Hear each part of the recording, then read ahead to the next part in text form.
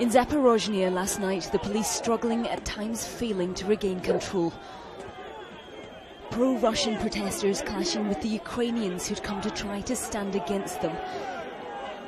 The situation here is volatile and increasingly tense. Armed masked men took control of the police headquarters in Kramatorsk.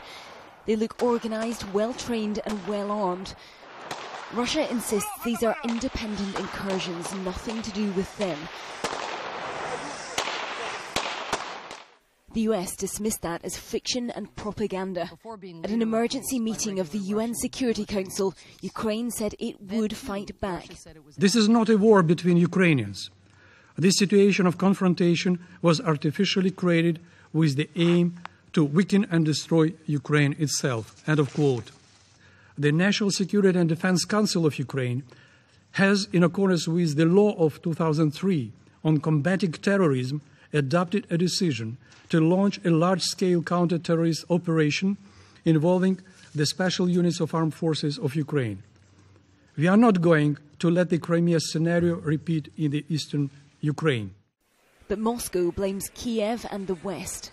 It is the West that will determine the opportunity to avoid civil war in Ukraine. Some people, including in this chamber, do not want to see the real reasons for what is happening in Ukraine and are constantly seeking the hand of Moscow in what's going on. Russia's aggressive stance is a clear threat to the sovereignty. The British ambassador pointed to NATO satellite images purportedly showing up to 40,000 Russian troops massing on the Ukrainian border, along with the 25,000 already in Crimea. But as the diplomatic to and fro continues, events are moving forward on the ground. In Mariupol, they called for citizens to rise up.